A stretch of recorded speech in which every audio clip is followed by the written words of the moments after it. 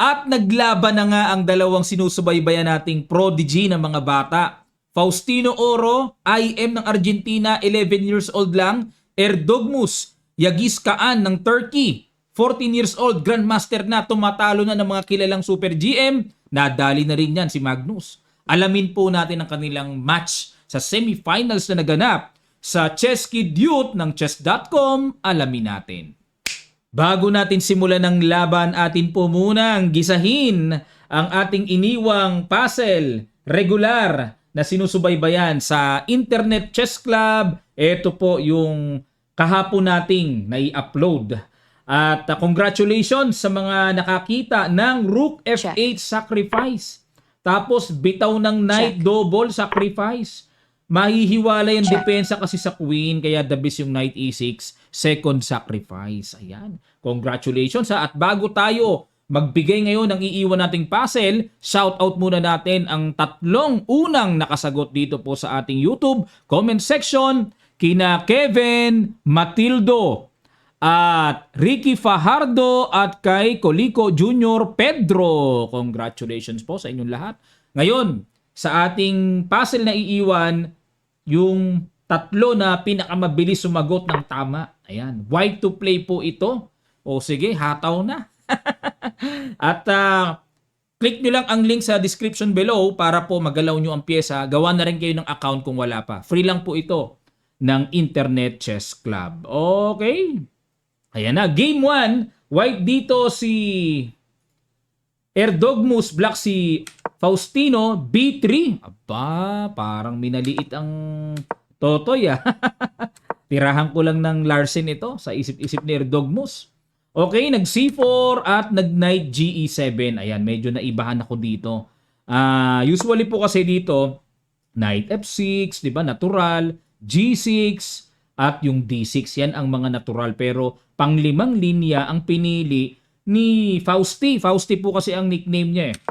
Knight F3, tineret ang pawn E5 at nag D5. Aba, mukhang prepared na prepared itong batang ito Pinabayaan lang ang pawn sa E5 at kinapture ang pawn sa D5. Pero liwanagin muna natin mga kamatsas, what if Knight takes E5? Ano meron?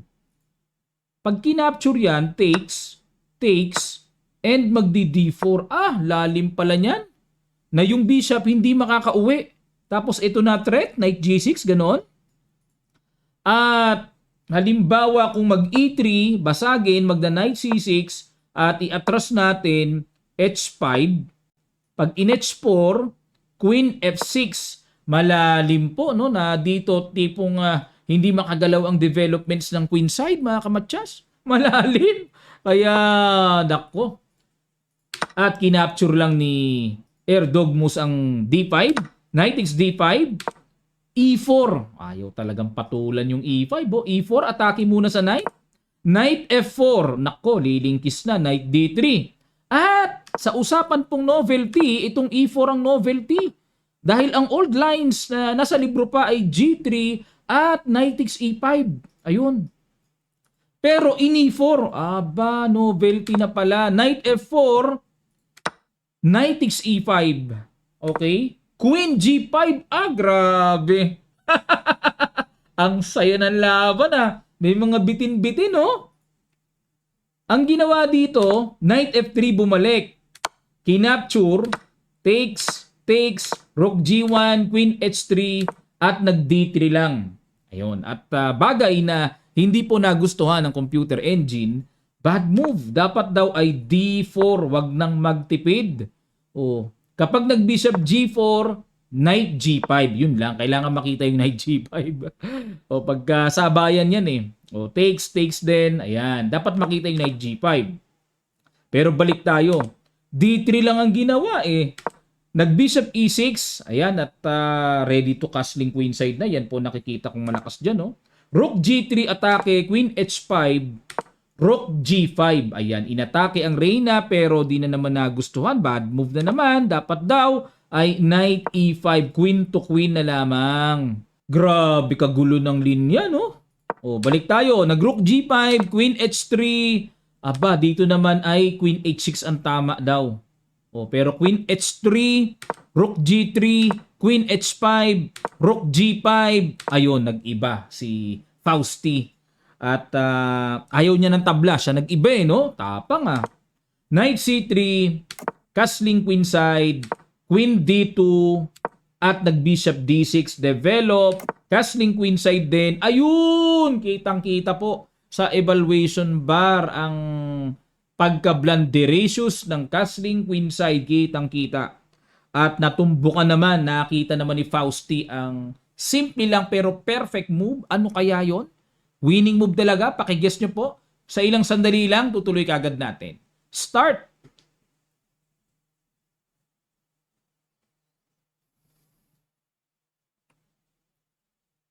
Ayun, congrats sa mga nakakita. Pinitik lang F6. Naku po. At nag-Rook F5. Pinasubo na lang. Kasi po, kung ang tore halimbawa bababa lang, parang walang nangyari, tutusukin lang ng bishop, queenless mga kamatsas. Tanggal ang reyna. Kaya nag-Rook F5, Queen D2, takes, o sinimplihan na lang ni Fausti ng exchange, at para maramdaman ang material advantage. Sinundot pa ng isang tore, Knight E4 at nag-Knight B4. Ayun. So, threatening knight takes pawn, king F1, rook takes. Grabe. Gulpi si Erdogmus Oh, bigay pa to. May check doon.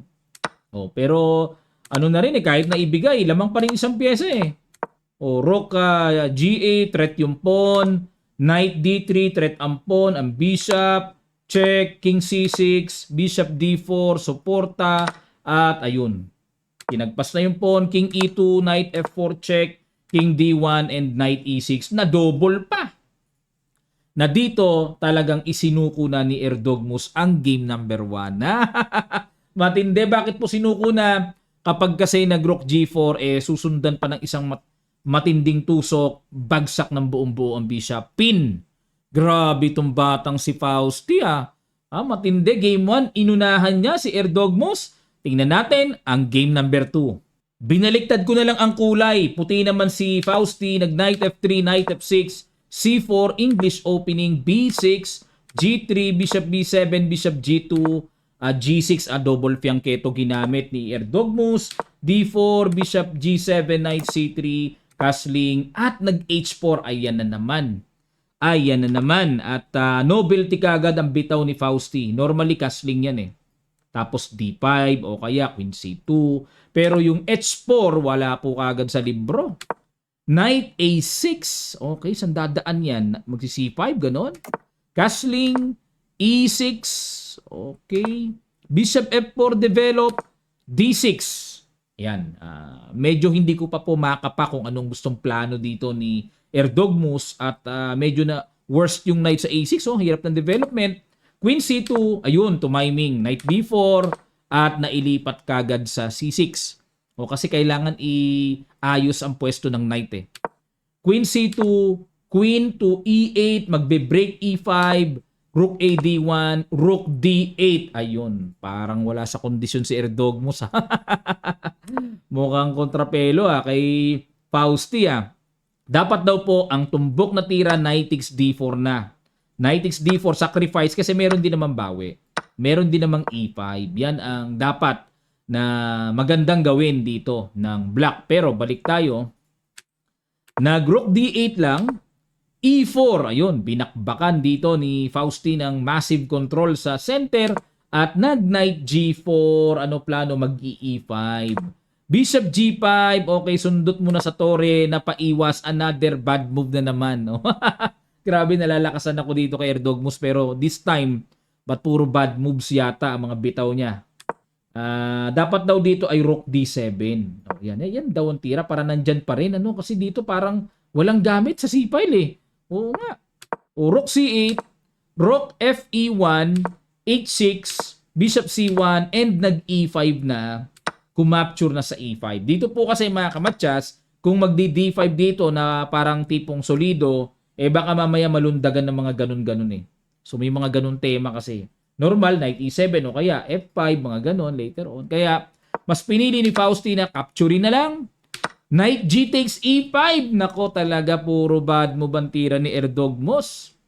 Kinapture ni Fausti, dapat daw ang tira is knight h2 with the idea to play f4.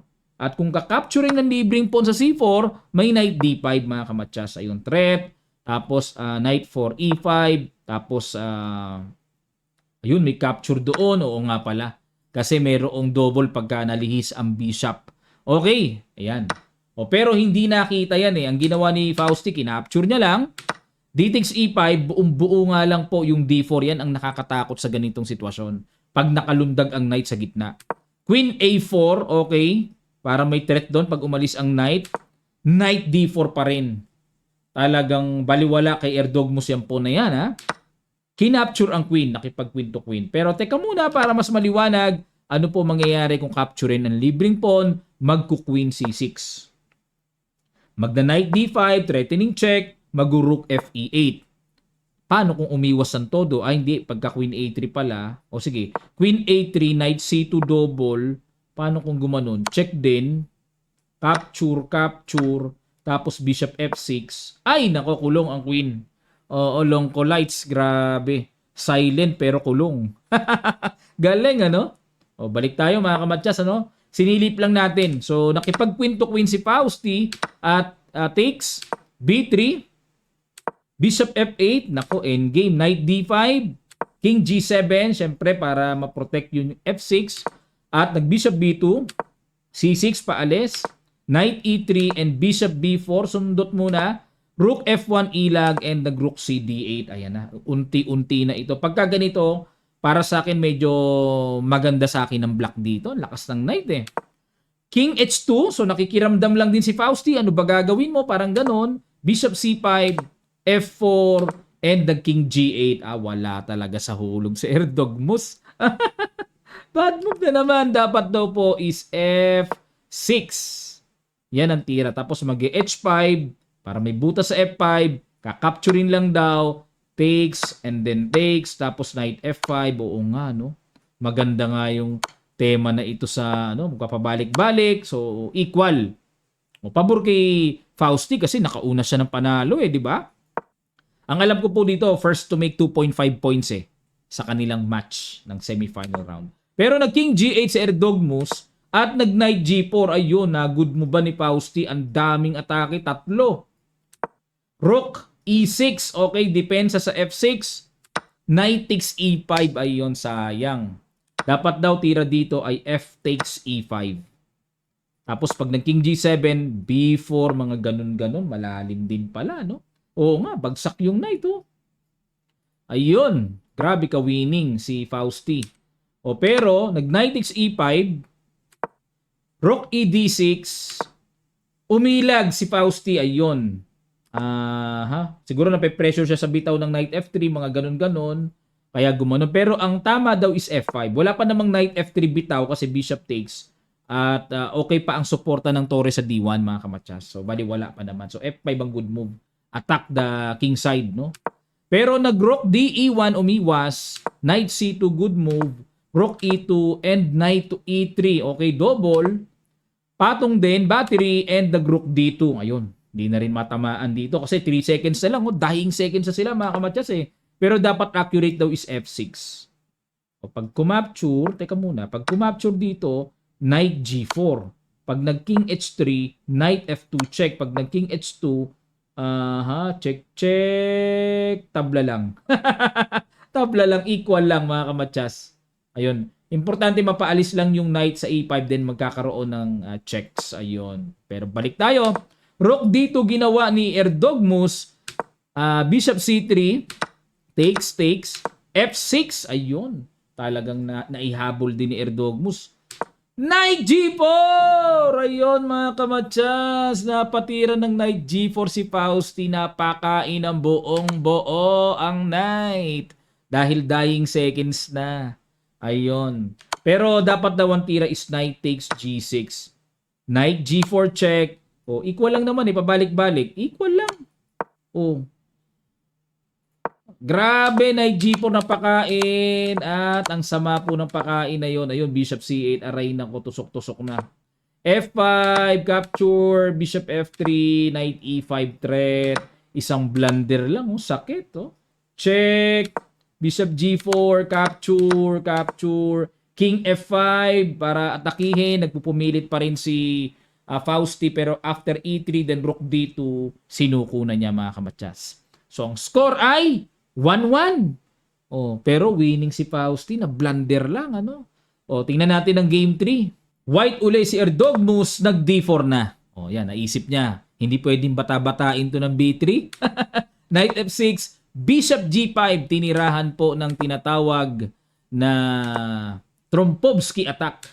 E3, E6, Knight F3, Bishop E7, Bishop to D3, H6, at nag-Bishop H4, so naka-normal position lang naman, parang Queen's Gambit declined lang si Fausti, castling, at nag-C5, C3, yan po talaga ang Trompovsky. No, para siyang London kahawig, pero ang London, ang Bishop nasa F4, pero ang Trompovsky nandyan po sa diagonal na yan ng control. Nag-B6 para i-develop ang light square bishop. Nag-A4. Okay, para babasagin yan. Mag-A5.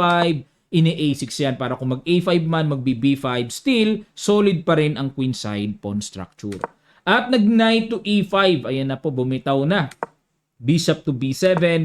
F4, yun nga lang po. No? Pag kinapture kasi yan, lalakas kasi talaga sa puti lalagyan din ng F4 So dito talagang natural, F4 para patibayin ang outpost ng knight, pero nag-knight E8 si Fausti. Ayun, mga kamatsas, novelty, knight E4 ang old line na nasa libro.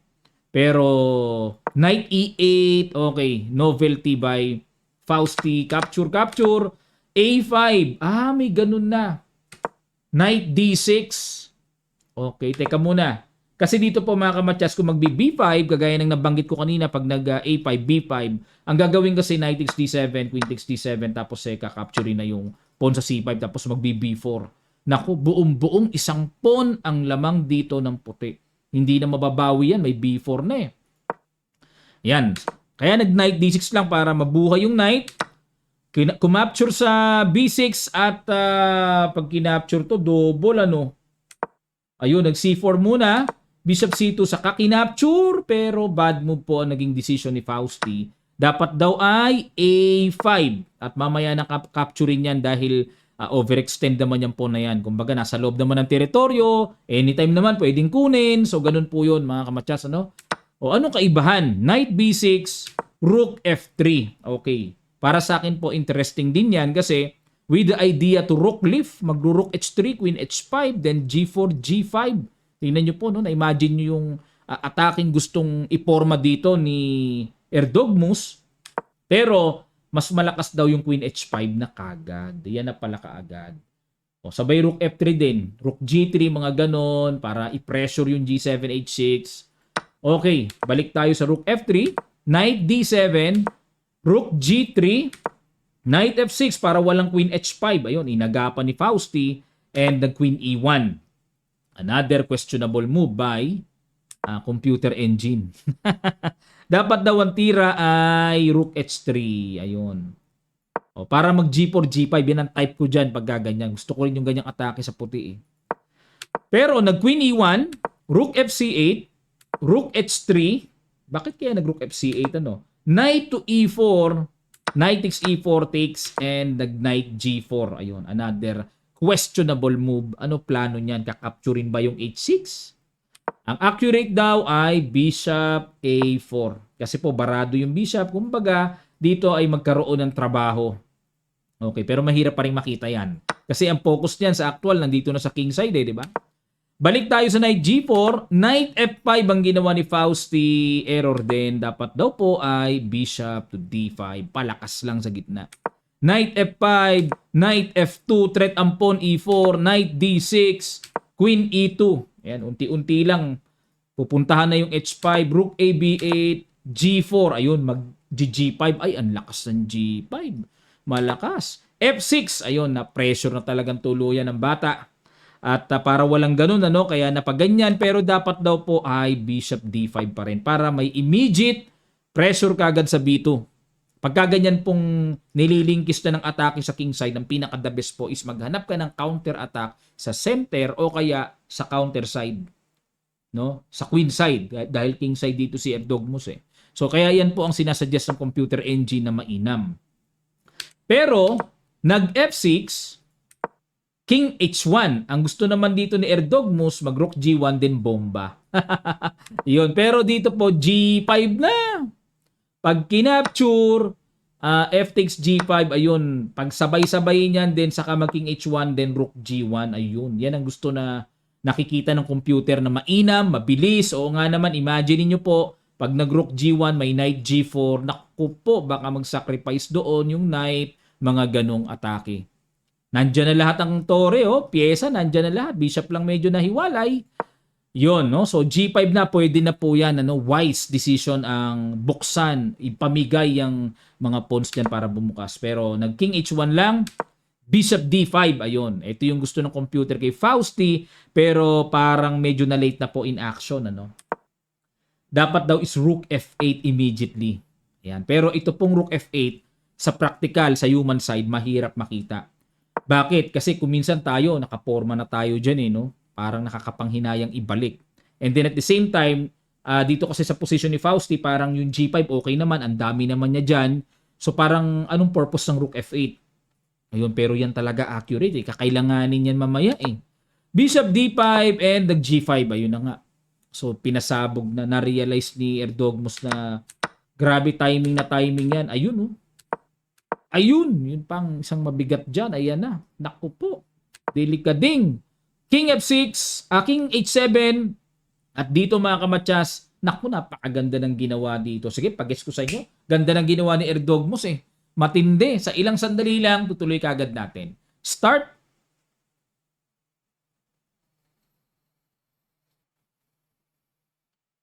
Maraming salamat po. Congrats. Post nyo na lang kung gusto nyo pang pag-isipan ng matagal, Pero humahanga ako sa tirang ito, Queen G2.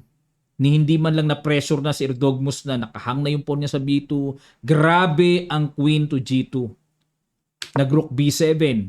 So para talagang makasigurado si Fausti na protected ang G7.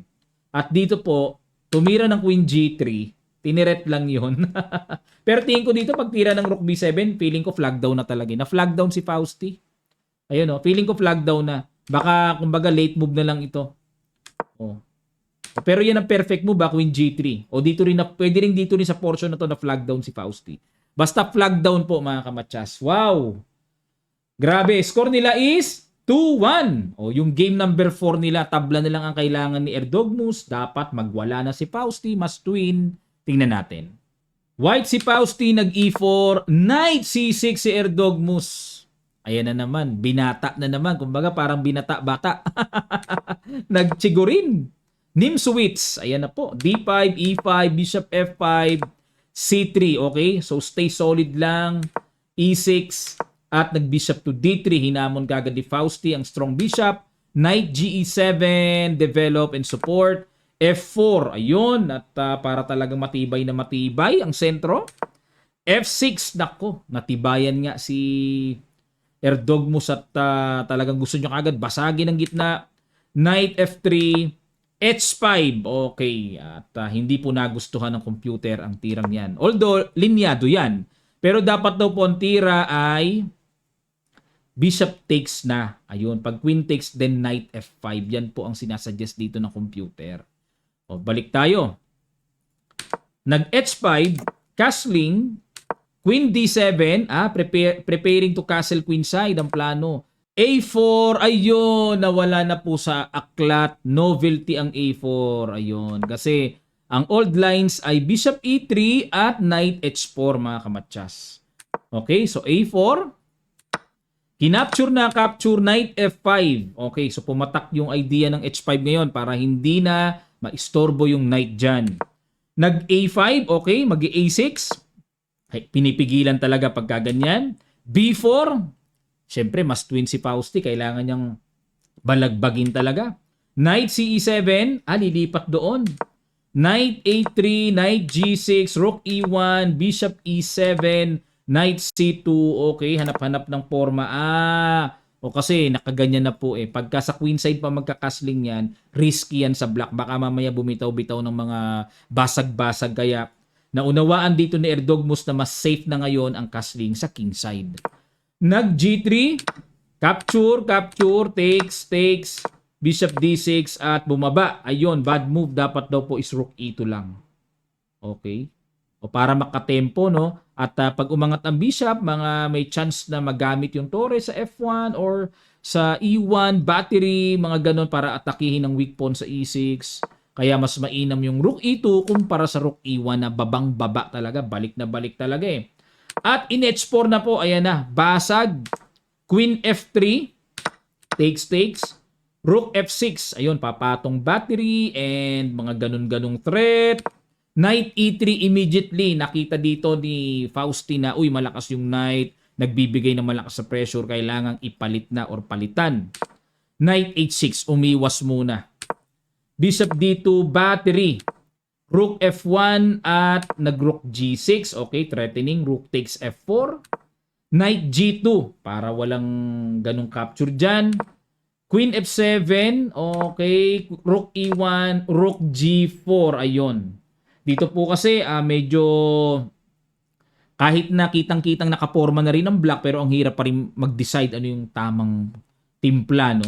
Nag-Rook G4, Knight E3 tineret, napabalik lang. Pero ano po tamang tira? Dapat daw is Queen E7. Aba, grabe, kahirap makita yung Queen E7. Ano plano, di ba? Papaisip ka dito sa Queen E7 ng computer. Rook G4, Knight E3, balik ulit, Knight G2. Okay. Kasi tabla na lang kailangan 2.5 na eh, no? Papayag na si Erdogmus. Pero nag-iba si Fausti. Play on. Draw means defeat. Kaya you must win. Parang ganon. Parang Armageddon effect na ito eh. Tabla lang ang kailangan ng black. So, Rook F6, patong-patong, depensa lang sa E6. Queen E2, tini-replay ang atake. Pero, ayun, bagsak yung pawn sa G3. Kinapture na lang. Kasi hindi po pwedeng makipagsabayan ng ganon. Kasi kakapture lang dyan sa knight. May ganon eh. O, di bagsak ang pyesa. Bagsak. Kaya gumanyan na lang, capture, Queen E3 hamon, Queen G4 iwas, and may Knight F5 pang paparating. Queen E2 hamon, Queen H3, ito pang malupit, may Knight G4 pa. Queen E3, Queen H5 iwas, Queen E2, and Knight G4, preparing to play Queen H2. Knight E3 para walang Queen H2, makover, at yun, Rook takes F4. Rook F1, and, grabe, ang tindi ng ginawa dito. Pang puzzle, oh. Knight takes E3. Pag kinapture yung sacrifice queen, Rook takes F1, matchas. Imagine niyo po. Walang King H2, walang King G2, bantay sarado. Oh, kaya, kinapture pa rin. Matchas. Kung sa bagay, wala na rin po kasing oras dito si Fausti. Ayun po. So, sa laban nilang dalawa, talaga namang mas matanda itong si Erdogmus 14 years old. 11 years old lang si Fausti. No? Abangan niya si Fausti, mga kamatyas. Malaki ang potential niyan. Grabe. Matitindi mga bata ngayon, ano? Pero si Erdogmus po ay pangpinali. Ayan. At silipin natin ang kanilang bracket. Ano ba nangyari? Mukhang nag-champion na yata ito eh. Natalo siya kay Andy Woodward sa finals. Ito malupit na bata, itong Andy Woodward. Grabe rin ito. Andy Woodward. Ilang taon na ba ito? 15 na pala ito mga kamatsas. Kung sa bagay po, itong si Andy Woodward ay nasa under 16 category. Ayun. Tinalo niya si Erdogmus. Malakas din pala itong Andy Woodward na to, no? Okay, yan po ang balita dito sa katatapos lang na Chess Kid Youth. At abang pa tayo ng mga malakasang tournaments mga kamatsas. Abang wala pa, pwede po kayo mag-suggest ng ano ba yung mga i-analyze natin, mga interesting fights. Yan, lapag nyo lang po sa comment section below habang nag-iintay tayo. Kasi wala pa katatapos lang ng matindihang Norway chess Kaya ako'y nangangalap ng mga pwede nating interesting na i-upload na kapupulutan natin ng improvement at kaalaman sa larong chess. Okay, muli po pinag-iimbita ko ang aking Kamatcha Super Supporters. Every Sunday po yon live streaming, 10 a.m. to 12 noon. Kung di man kayo maka-attend ng live, automatically recorded na po yon. May playback, may replay, and yung inyo pong Lichess username account, ipapasok ko sa Lichess Study para makapag-review kayo ng PGN file naman. Nagagalaw nyo yung mga pyesa. Okay po, grab nyo na ang opportunity. Napakaganda nito. Click nyo lang po ang details sa description below at mababasa nyo lahat ang detalye bago kayo mag-register. Okay po, maraming salamat. Hindi po kayo magsisisi dyan. Magkita-kita pa tayo sa mga susunod pang chess updates.